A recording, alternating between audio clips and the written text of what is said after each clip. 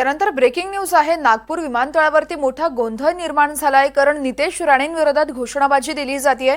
उद्धव बाळासाहेब ठाकरे गटाचे कार्यकर्ते इथे आक्रमक झालेत, तर ठाकरे गटाचे कार्यकर्ते आणि राणे समर्थक आमने सामने आले। नागपूर विमानतळावरची ही सगळी दृश्य आहेत। नागपूर विमानतळावरती दोन्ही गटाचे कार्यकर्ते आमने सामने आले होते। इथे ठाकरे गटाकडून नितेश राणेंविरोधात घोषणाबाजी करण्यात आली आहे। उद्धव बाळासाहेब ठाकरे या गटाचे कार्यकर्ते इथे एकवटले होते आणि त्यानंतर राणे समर्थक देखील आले, त्यामुळे दोन्ही गटाचे कार्यकर्ते आमने सामने आल्याचं चित्र होतं। पोलिसांकडून देखील खबरदारी घेतली जात होती। पोलिसांकडून इथं हा संपूर्ण जमाव एक साइडला पांगवला जात होता। नंतर येणारे जे बंटी बबली आहेत ते खुश होतील। के कार्यकर्ताओं ने यहाँ पे नारेबाजी की, क्या कहेंगे?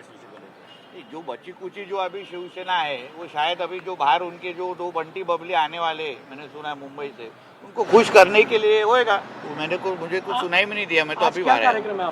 आज हमारे अच्छल पुल परतवाड़ा में सकल हिंदू समाज का मोर्चा और बाइक रैली और धर्म सभा है और उसके लिए मैं जा रहा हूँ। आपको वहाँ भी विरोध हो रहा है, कुछ लोग वहाँ पे भी विरोध कर रहे हैं। मैंने ऐसा कुछ सुना नहीं है। डॉक्टर बाबा साहब अम्बेडकर जी के संविधान के अनुसार मैं कहीं भी जा सकता हूँ, किधर भी सभा ले सकता हूँ। जो मेरा हक है उसके हिसाब से मैं वहाँ जा रहा हूँ और उसके हिसाब से हिंदू समाज से संवाद और बात करने के लिए हम लोग सब लोग साथ जा रहे हैं। दौऱ्यावर आहे।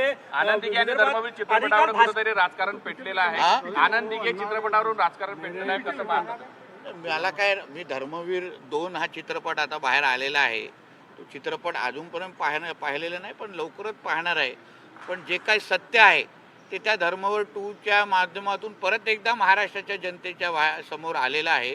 ज्या पद्धतीने घाणेरडं राजकारण उद्धव ठाकरे आणि त्याची टोळी वर्षानुवर्षे शिवसेनेमध्ये करत होती, त्याचं कुठे तरी वस्त्रहरण धर्मवीर 2 मध्ये झालेलं असं मी ऐकतोय। चित्रपट बघितल्यानंतर तुम्हाला मी माझं मत सांगेन।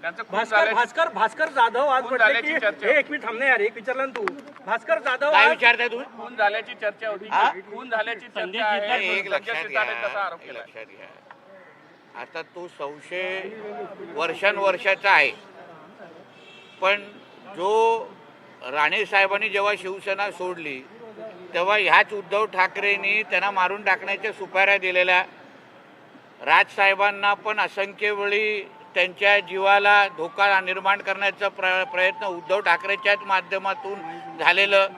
एकनाथ शिंदे साहेब जेव्हा त्याच्या महाविकास आघाडीमध्ये मंत्री होते, स्वतः ते सांगितलं होतं की मुद्दामून त्यांची सुरक्षा कमी करण्याचा प्रयत्न केलेला होता। म्हणजे